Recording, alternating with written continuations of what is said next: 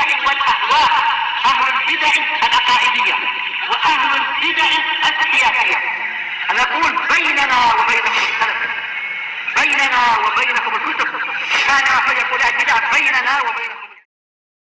wal isrun ba'da arba'imi'ah 424. Wa an Abi Ma'bad Al-Miqdad bin Al-Aswad radhiyallahu anhu qala qultu li Rasulillah sallallahu alaihi wasallam ara'aita in laqitu rajulan minal kuffar. Apa pandangan Anda menurut sebagian ulama atau menurut yang lain adalah apa? Yaitu akhbirni, kabari saya tentang kes berikut ini. Jika saya menjumpai seseorang dari kalangan orang-orang kafir, faqtatalna, lalu kami berperang, kami berkelahi. Fadaraba ihda yadai bisayf, lalu dia memukul salah satu tangan saya dengan pedang, yaitu faqata'aha, sampai apa? Memutuskan tangan saya. Summa ladza minni bisyajarah, lalu dia berlindung dari saya, berlindung ke sebatang pokok, berlindung di balik sebuah pohon, sebatang pohon. Faqal aslamtu lillah, lalu dia mengatakan, saya masuk Islam kepada Allah. Aqtuluhu ya Rasulullah ba'da an qalaha, apakah boleh saya membunuhnya wahai Rasulullah setelah dia mengucapkan kalimat tadi? Faqal la taqtul, Rasulullah bersabda, jangan kamu bunuh dia. Faqultu ya Rasulullah qata ihda yadai, wahai Rasulullah, dia telah memotong salah satu tangan saya. Summa qala dzalika ba'da ma qata'aha, lalu baru dia mengucapkan itu setelah dia memotong tangan saya. Qala taqtul, jangan engkau bunuh dia. Fa in qataltahu fa innahu bimanzilatika qabla an taqtulah, karena kalau engkau membunuh dia, maka dia ada di posisimu sebelum engkau membunuh dia. Posisi apa? Sebagai mukmin yang bertakwa dan seterusnya. Wa innaka bimanzilatihi qabla an yaqula kalimatahu allati qal, dan engkau akan ada di posisi dia sebelum dia mengucapkan kalimat Islam tadi. Muttafaqun alaih. Wa makna annahu bimanzilatik, dia berada pada posisimu, maksumud dam, darahnya itu terjaga, mahkumun bi islamih, dia dihukumi sudah muslim. Wa makna innaka bimanzilatih, engkau ada pada posisi dia, mubahud dam, yaitu darahmu itu tidak terjaga. Bil qisas, dengan sebab engkau akan terkena qisas. Liwarasatih, dari ahli warisnya. La annahu bimanzilatihi fil kufr, bukan dia itu dalam posisi orang tadi di dalam kekufuran. Wallahu a'lam. Ini pembahasan yang bagus dari Imam Nawawi. Jadi tidak ada dalil bagi orang-orang khawarij untuk apa? Mengkafirkan mukmin yang membunuh orang lain. Tayyib, kita lihat di sini. Di sini ada dalil tentang apa itu? Al-istifsar indal iskal, disyariatkan untuk apa? Meminta penjelasan ketika ada kerumitan. Dan juga apa? Al-ilmu qablal qauli wal amal, ilmu itu sebelum ucapan dan perbuatan. Sebelum betul-betul membunuh orang-orang yang semacam itu, Miqdad tanya dulu, bagaimana kalau case-nya semacam ini, dan seterusnya. Tayyib. Dan dari hadis ini juga ada faedah, apa itu? Masyru'iyatu qatlil kuffar, disyariatkan untuk membunuh orang kafir. Karena memang orang kafir memang apa itu? Mereka tidak terjaga darahnya, mereka hanya terjaga kalau apa? Sudah bersyahadat. Sebagaimana firman Allah Ta'ala, فَإِذَنْ سَلَخَ الْأَشْهُرُ الْحُرُمُ فَقْتُلُوا الْمُشْرِكِينَ حَيْثُ وَجَدْتُمُوهُمْ, apabila bulan-bulan suci itu telah pergi, maka bunuhlah orang-orang musyrikun dimanapun kalian mendapati mereka. Ini adalah hukum dari Allah. Karena apa? Mereka durhaka pada Allah, menggunakan nikmat Allah untuk kedurhakaan di muka bumi, tidak mau ibadah kepada Allah, bahkan ibadah pada yang lain, maka layak untuk mendapatkan hukuman tadi. Tayyib. Maka di sini Rasulullah SAW menyetujui adanya peperangan antara seorang mukmin dengan orang kafir. Tentunya syarat-syaratnya itu ada, dan syaratnya tidak dibahas di sini karena case-nya bukan pembahasan itu. Intinya ini adalah case kafir harbi, sampai terjadi peperangan macam itu. Dan peperangannya bukan keduniaan, tapi karena apa? Masalah Islam dan kufur. Karena apa? Yang dibahas adalah rajulan minal kufar, bukan masalah yang lain-lain. Jadi masalah iqtitalnya, peperangannya itu digantungkan kepada sifatul kufur, bukan digantungkan kepada faktor yang lain. Lalu di dalam peperangan itu dia memotong tangan saya. Summa ladza minni bisyajarah, lalu dia berlindung dari saya dengan sebatang pokok. Faqal aslamtu lillah, mengatakan saya masuk Islam untuk Allah, kepada Allah. Yang terakhir Rasulullah mengatakan apa? Jangan engkau bunuh dia. Ini menunjukkan bahwasanya apa? Bahwasanya syahadat itu boleh diganti dalam waktu yang itu dengan apa? Lafaz Islam. Sebagaimana telah kita lewati dalam pertemuan yang lalu. Kalau seseorang mengatakan aslamtu lillah inni minal muslimin, maka itu sudah apa? Sebagai ganti syahadat untuk waktu itu. Tapi kalau dalam zikir-zikir yang mengharuskan syahadat, ya syahadat tentunya. Enggak boleh dalam adzan asyhadu alla ilaha diganti dengan apa itu? Inni minal muslimin, enggak boleh. Juga dalam apa? Tasyahud dan sebagainya. Cuma untuk apa itu? Deklarasi Islam boleh dengan apa? Mengatakan seperti itu, aslamtu lillah. Sebagaimana apa? Bani Juzaimah ketika mereka disuruh untuk syahadat, mereka mengatakan sobauna, dan Rasulullah menerima Islamnya mereka. Cuma apa yang keliru adalah waktu itu siapa yang keliru? Yaitu Abu Sulaiman, Khalid ibnul Walid. Dia tetap apa? Memerangi dan membunuh mereka, menyelisihi jumhur sahabat waktu itu. Tayyib. Ini menunjukkan apa? Syahadat itu boleh diwakili dengan apa saja yang memang Rasulullah mengizinkan itu. Lafaz apa? Aslamtu lillah. Karena Islam memang intinya adalah persaksian ibadah hanya untuk Allah dan Muhammad sebagai utusan Allah. Tayyib. Setelah dia mengucapkan itu, apakah boleh saya membunuhnya wahai Rasulullah? Maka Rasulullah mengatakan la taqtul.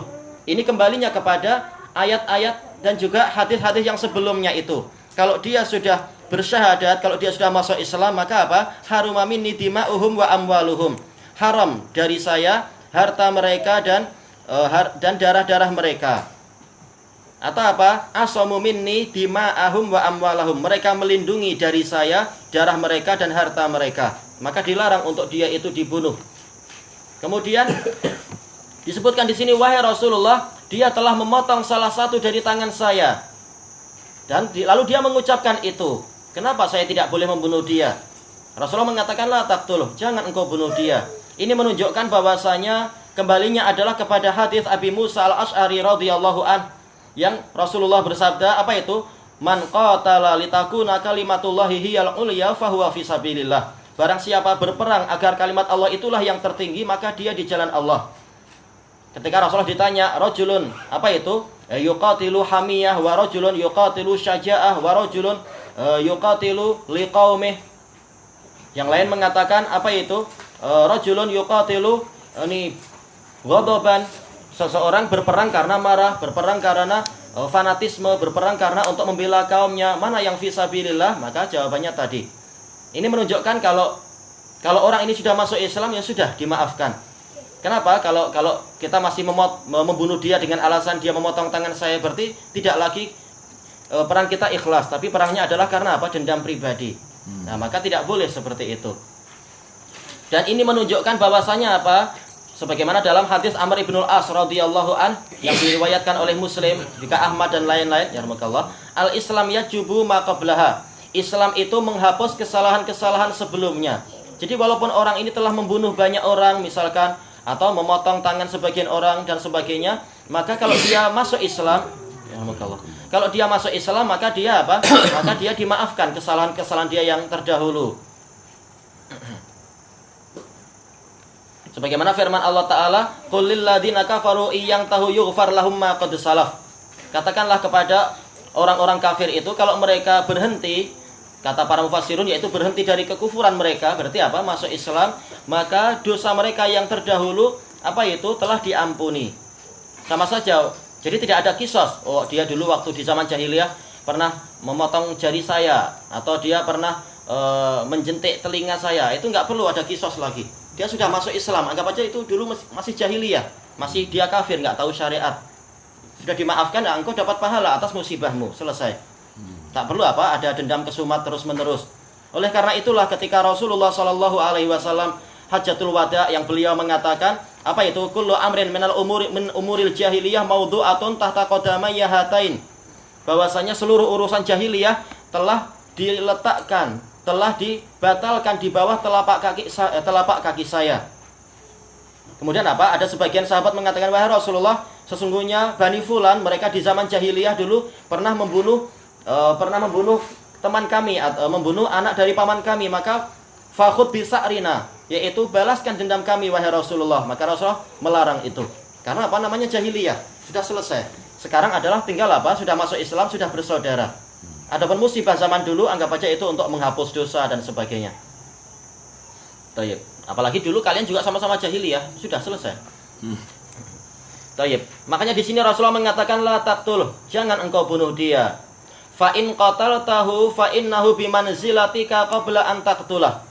Kalau engkau membunuh dia berarti dia itu ada di posisimu sebelum engkau membunuh dia. Yaitu apa? Karena dia telah bersyahadat atau dia telah masuk Islam, berarti dia adalah seorang muslim. Seorang muslim adalah maksumud dam. Maka gimana engkau membunuh dia setelah itu? Darahnya telah terjaga. Tayyib.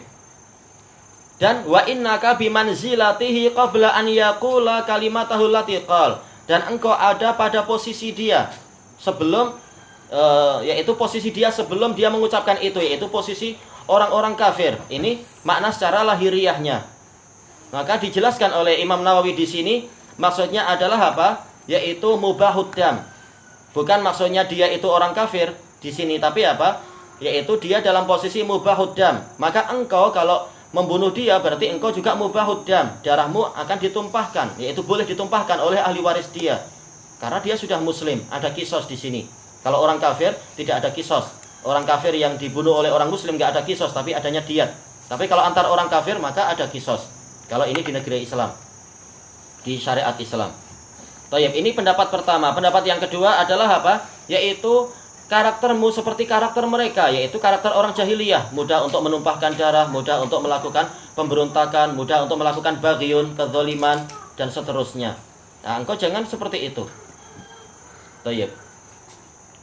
Dan yang diinginkan oleh Imam Nawawi di sini adalah hukum itu ala dzahir, yaitu Rasulullah SAW tidak melihat apakah orang itu bersyahadatnya atau menyatakan Islamnya itu sekedar ta'awudzan sebagaimana dalam hadis Usamah bin Zaid, sekedar apa? Untuk menjaga diri, mencari perlindungan, ataukah dia ikhlas lillah, kita tidak tahu. Yang penting apa? Zahirnya dia sudah bersyahadat, selesai. Tidak perlu kita korek-korek isi hatinya dulu, kita cari apa itu? Pakar USG, kita lihat otaknya tulisannya apa sih di situ. Enggak usah lihat itu. Tayyib. Nah, pembahasannya lebih panjangnya adalah di riwayat dalam hadis Usamah bin Zaid nanti. Masalah apa itu? Kenapa engkau tidak membongkar hatinya sampai engkau tahu isinya kalau sebelum engkau berbuat itu, sebelum engkau menuduh dia dan seterusnya. Dan dalam hadis yang lain kami tidak diperintahkan untuk membongkar isi hati dan isi perut seseorang untuk mengetahui jati diri dia. Tayyib ilahuna wallahu a'lam. Berarti hukum qisas itu sama muslim dengan muslim saja. Iya. Kalau muslim melakukan sesuatu ke orang kafir maka diat. Karena darah muslim tidak sama dengan darah orang kafir, sebagaimana anggota muslim tidak sama dengan anggota badan orang kafir. Enggak ada diat. Kecuali kalau pendapat Abu Hanifah memang disamakan. Nah, ini yang sering dipakai apa? Oleh tokoh-tokoh yang di barat, muslimin modern di barat, dengan alasan apa? Demi kesamaan. Nah, itu enggak boleh, enggak sama antara muslim dan kafir. Tapi apa diat? Itu sobauna tadi maksudnya. Sobauna yaitu kharajna minad dinil awal. Kami keluar dari agama kami yang pertama. Kalau memang itu yang mereka pahami, karena mereka taunya adalah apa? Rasulullah adalah sobi. Maka kalau sobauna berarti kami ikut Muhammad. Maka itu sudah cukup untuk apa? Orang-orang yang memang pemahamannya segitu dari kabilah tersebut. Adapun kalau dia ahli lisan, betul-betul ahli lisan dan ahli akidah, dia tahu sobiun adalah penyembah bintang, maka nggak cukup. Orang mengatakan anak sobi itu nggak cukup. Kalau kita tahu orang ini dia ahli bahasa, jangan sampai dia bersilat lidah dengan bahasa itu, tapi niatnya lain. Harus apa? Dipaksa untuk betul-betul syahadatnya jelas. Kalau dia mengatakan saya muslim. Tapi kalau dia memang orang kafir nggak dipaksa untuk syahadat, tapi apa? Membayar jizyah. Tapi di zaman tentunya apa di negara yang menegakkan syariat Islam tentunya. Kalau enggak pemerintah yang berdosa. Bismillah.